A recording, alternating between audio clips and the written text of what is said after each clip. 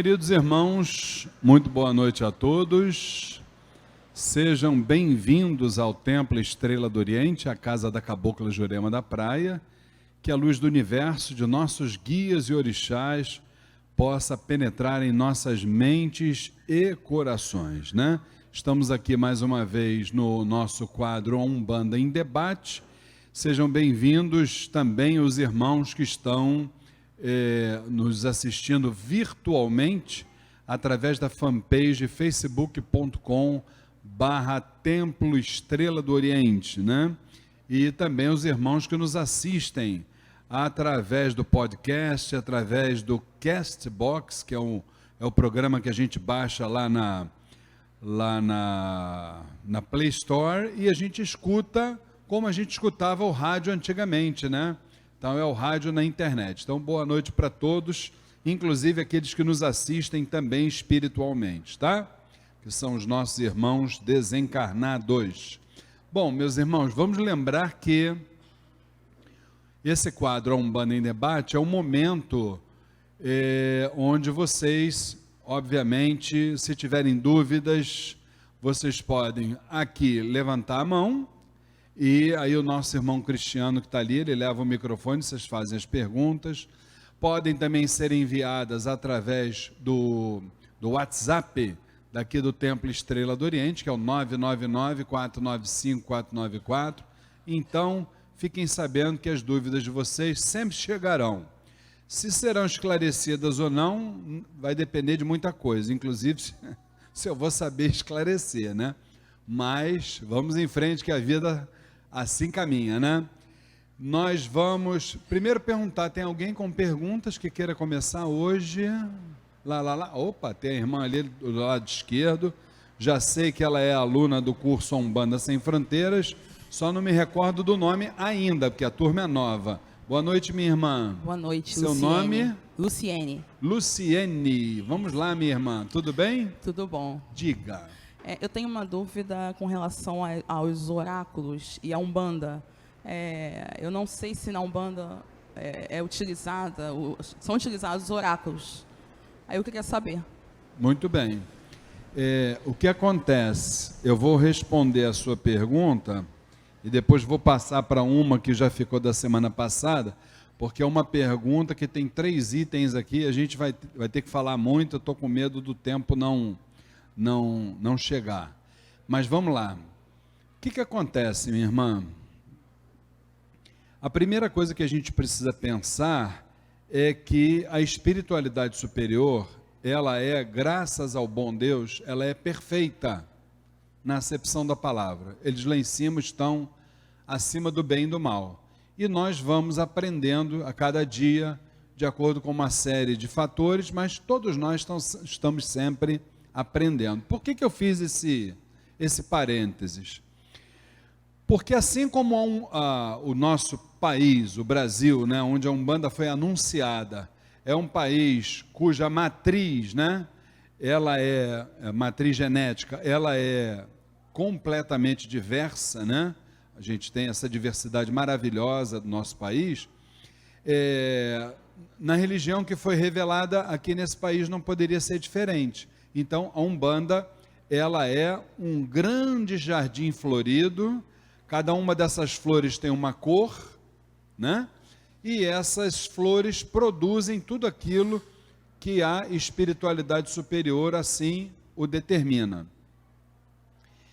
Então, se a Umbanda é esse jardim florido, indiscutivelmente ela é formada por diversas escolas, diversos segmentos. Então, quando a gente fala assim, a Umbanda, na verdade, a gente precisa, com o tempo, ir reconstruindo a nossa linguagem, porque não existe a Umbanda. O que existe aqui no plano terreno, na verdade, são as Umbandas, e cada uma, volto a dizer, repetindo, né, cumprindo aquilo que a espiritualidade superior assim o determina, e realizando trabalhos magníficos em prol daqueles que batem nas nossas portas.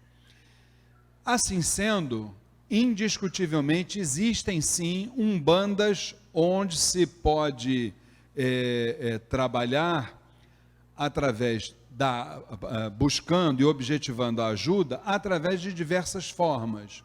O Templo Estrela do Oriente trabalha dentro das questões envolvendo a incorporação, a chegada das entidades incorporadas. É a forma do Templo Estrela do Oriente. A essência do Templo Estrela do Oriente é Deus. Não importa o nome que a gente vai chamar. Nós aqui chamamos de Zambi. Tá certo? Muito bem. Outras escolas umbandistas preferem, por orientação das suas entidades e tal, preferem os métodos oraculares. Tá certo?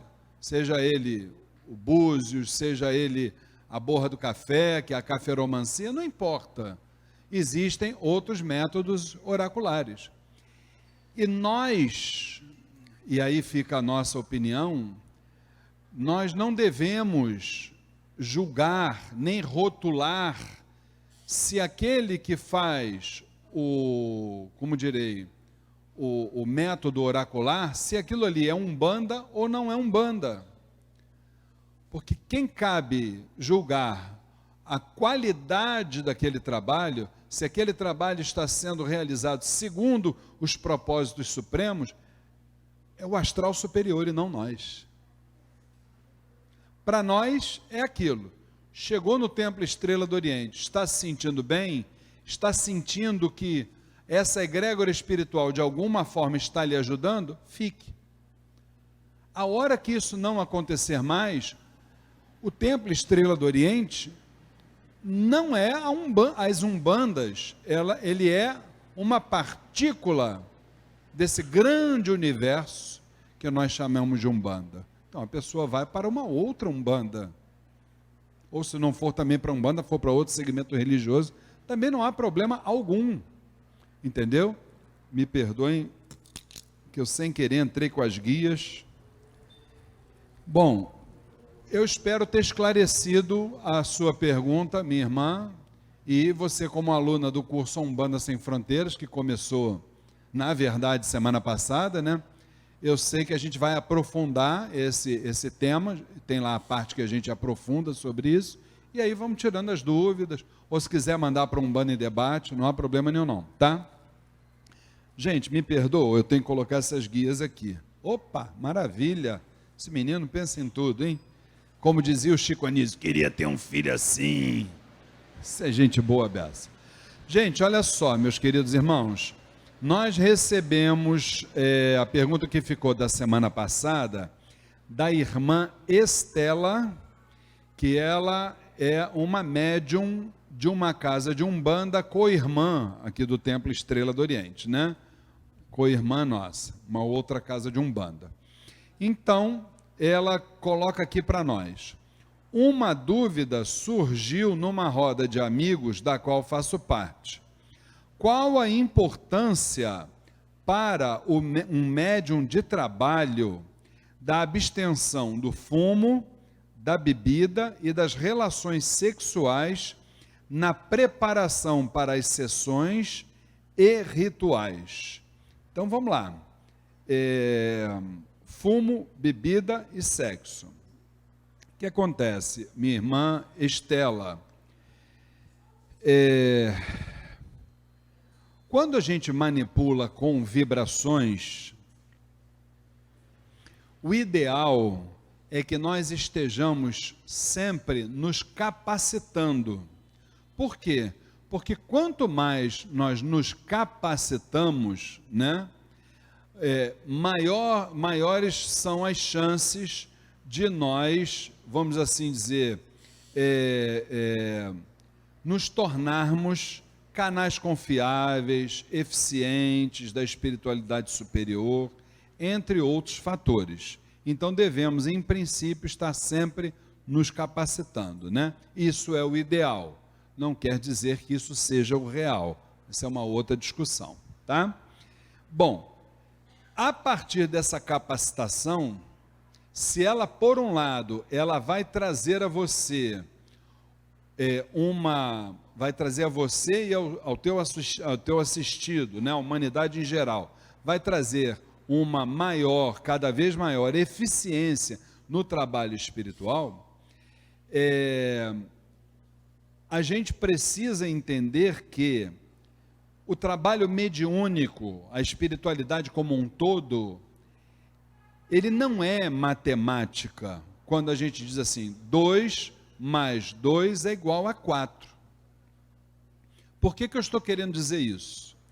Porque quando nós não nos capacitamos, quando nós não estamos numa condição orgânica favorável, nós nos tornamos um elo fragilizado da corrente mediúnica. Quando nós nos tornamos um elo fragilizado da corrente mediúnica, existem alguns fatos que podem vir a ocorrer, e a gente, nos estudos, a gente sabe muito bem do que eu estou falando, principalmente os médiuns do Templo Estrela do Oriente, os alunos do curso Umbanda Sem Fronteiras, que até hoje já concluíram o curso.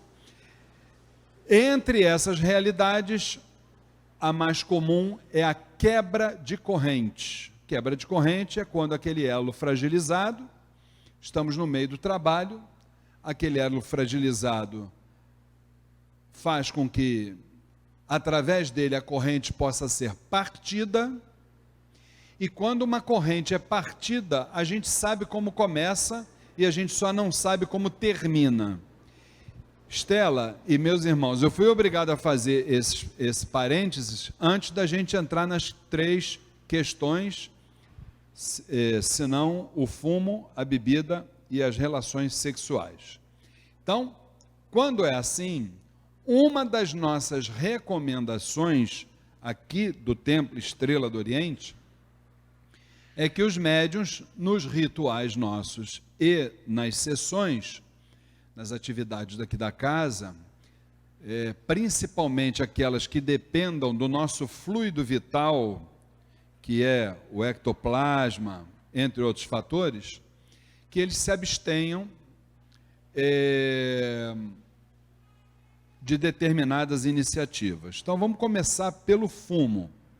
O fumo, o que acontece, gente? Vamos falar aí sempre, embora eu não seja um médico, vamos falar de uma forma geral.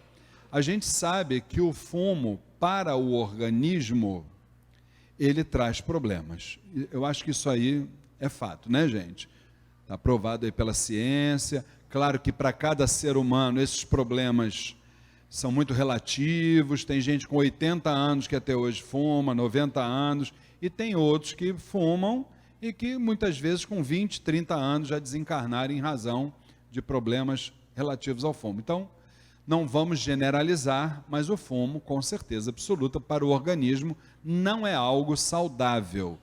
Não sendo algo saudável para o organismo, tudo aquilo que você vai necessitar do teu diafragma, das tuas questões ligadas ao ectoplasma, acelerando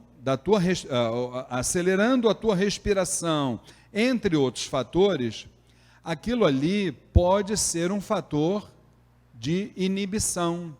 Porque, por exemplo, quando a gente está num trabalho de incorporação, via de regra, nós estamos como se fosse no primeiro estágio do sono. Qual é o primeiro estágio do sono?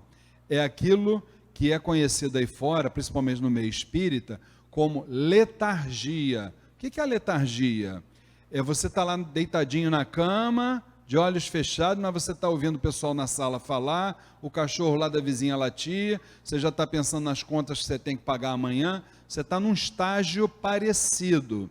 Por quê? Porque ali naquela letargia, você na incorporação, você só vai ter as suas funções vitais mantidas. Ou seja, o quê? Coração, pulmão, né? A respiração, aquelas questões são vitais para você. O restante, você dificilmente vai ver, só se o médium tiver algum problema, O médium que está trabalhando incorporado, indo lá no banheiro toda hora fazer xixi, as suas necessidades, etc, etc. Por quê? Porque o organismo está naquele estado de letargia. Há uma manifestação espiritual ali. Aí eu pergunto, uma das questões que precisa funcionar e bem na hora do trabalho espiritual é o pulmão. Então, o fumo, ele não vai colaborar em absolutamente nada no trabalho espiritual. Convenhamos. Muito bem. Temos que ser breves, infelizmente, em função do tempo. Segundo, a bebida. O que acontece com a bebida? Mais uma vez, não sou eu que falo, tá, gente? Aí é a ciência. A bebida, quando se ingere a bebida, ela causa uma diminuição, um prejuízo para o fígado, que é diminuir a produção de glicose, um açúcar importante para a formação do ectoplasma. Além disso, a bebida, ela vai, também são os médicos que estão falando, eu não sou médico, tá? Estou ouvindo que a gente estuda um pouquinho. A bebida, ela num primeiro momento, ela vai te excitar, o que já não é espiritualmente favorável, que a gente no trabalho espiritual, a gente não precisa de excitação, nenhuma excitação. Nós precisamos subir espiritualmente na corrente, é diferente. Excitação não, excitação são coisas da matéria. Ela vai te propiciar uma excitação e depois vai te propiciar o quê? Aquele momento que você vai cair assim numa coisa que você vai ficar muito... Me falhou o nome aqui, mas não tem problema, acho que vocês entenderam a explicação. E tem uma terceira realidade orgânica também, que é a desidratação do teu organismo provocado pelo álcool. Então a gente já vê que organicamente falando, eu não falei da parte espiritual, organicamente falando, é um prejuízo para o médium. Aí nós vamos para a parte espiritual. Na parte espiritual, é indiscutível que o médium, que todas as vezes se excede com relação a qualquer, estamos falando de bebida alcoólica, qualquer coisa na vida que ele se excede, na sua vida material, ele vai ter problemas espirituais. Ele vai ter. Por quê? Porque seu campo magnético ele está diminuindo. Porque bebida alcoólica, embora os Exus estejam ali dentro, quem é médium do Templo Estrela do Oriente, quem já foi aluno do curso Umbanda Sem Fronteiras saiba, ali dentro existe uma substância química que é responsável por atrair a vibração de Exu e Pombagira. Já cumpre o seu lado espiritual. Agora, para nós bebermos, não dá.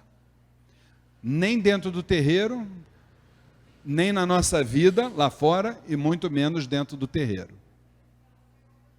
Certo? Mas vem cá, Luiz Fernando, você está dizendo que eu lá fora eu não posso tomar um meu chopinho com os meus amigos? Você pode fazer tudo na sua vida, tudo, desde que você observe duas realidades. Primeiro, aquilo não vai te prejudicar por causa dos excessos, e o segundo, não vai prejudicar terceiros. Faça. Não vai me prejudicar, não vai prejudicar terceiros? Faça. Tranquilo. E por último, está no meu tempo ainda, relações sexuais. O que acontece, gente? É muito parecido com a explicação que eu acabei de dar sobre a bebida. A humanidade, ela, em função de uma série de razões, não estamos aqui para ficar apontando, nem condenando, nem absolutamente nada, a humanidade se excede em muitas coisas.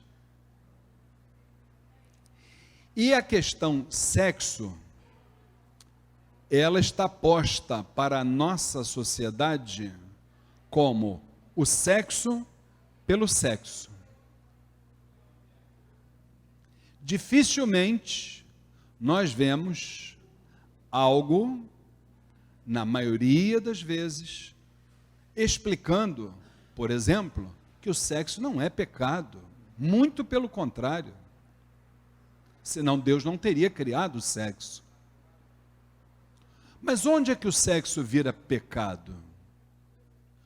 Quando ele deixa de ser praticado como uma consequência do amor. Eu disse consequência.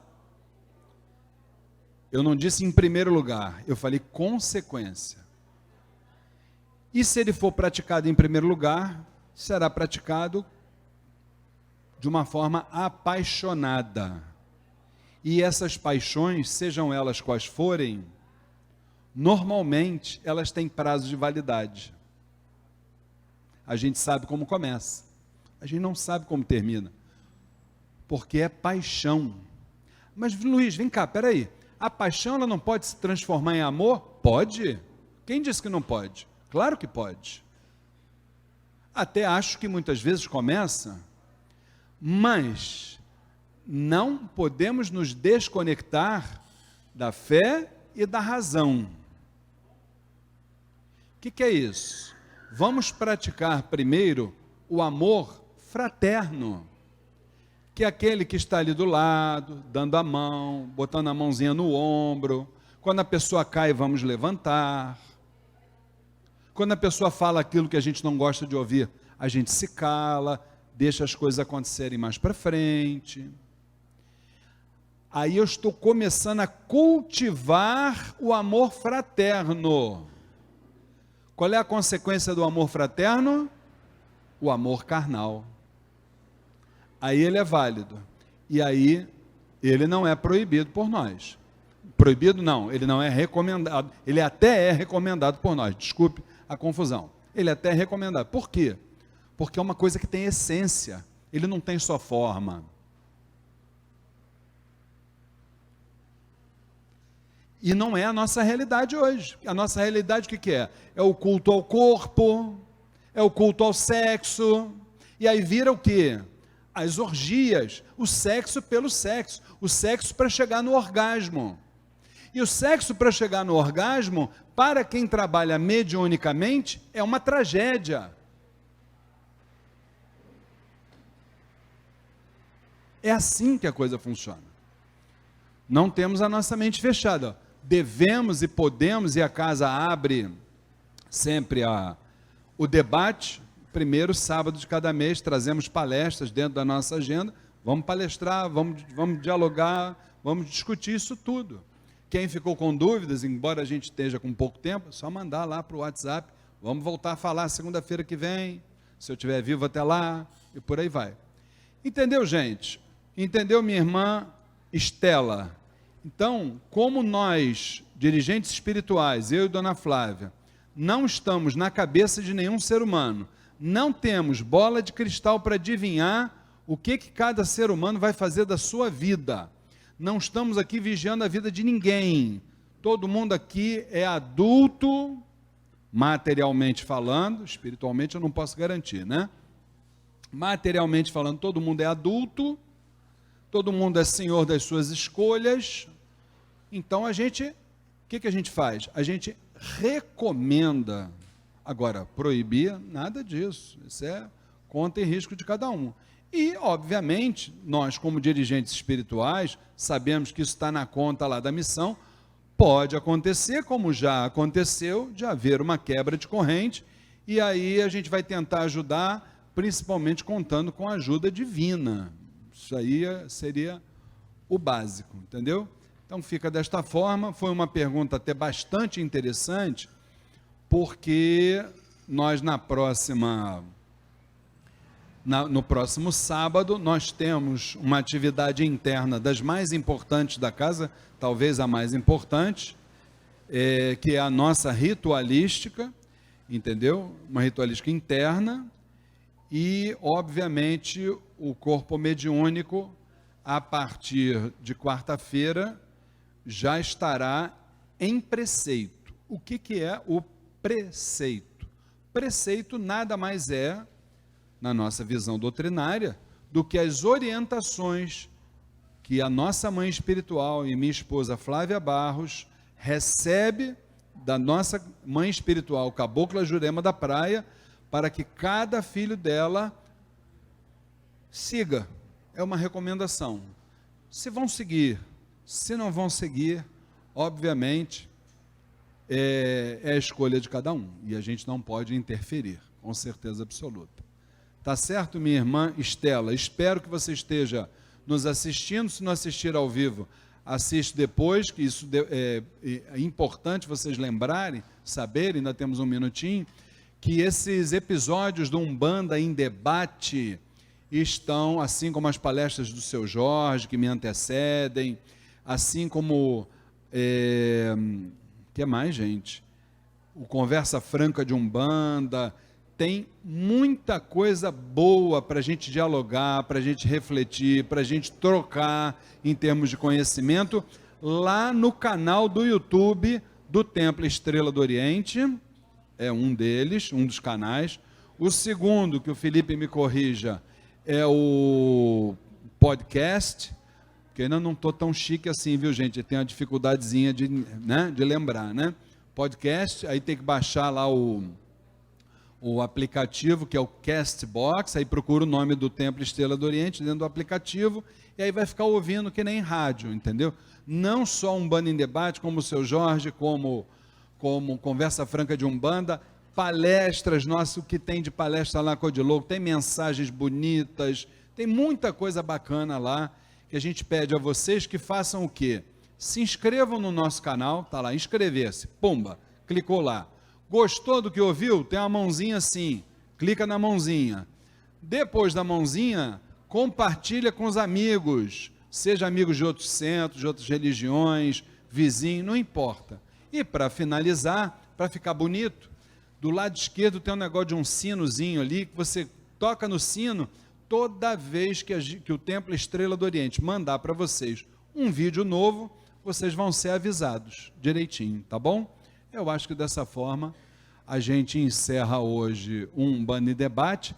Aqueles que se interessaram pelas matérias que falamos hoje aqui, queríamos só lembrar que ainda estamos no início da 22ª turma do curso Umbanda Sem Fronteiras, que é o curso da nossa casa, ministrado por mim, Luiz Fernando Barros, pela minha esposa e dirigente espiritual Flávia Barros.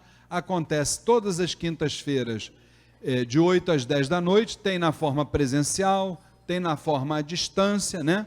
Quem quiser fazer presencial ainda pode, é só se dirigir lá à secretaria, vai ser orientado direitinho, e quem quiser fazer na forma à distância, é aquele site do curso, www.aumbandasemfronteiras.com. E o Umbanda em Debate fica por aqui. Na próxima segunda-feira, se Oxalá assim o permitir, 7 horas da noite, estaremos aqui dialogando sobre o espiritualismo em geral, a Umbanda em particular. Fiquem com Deus.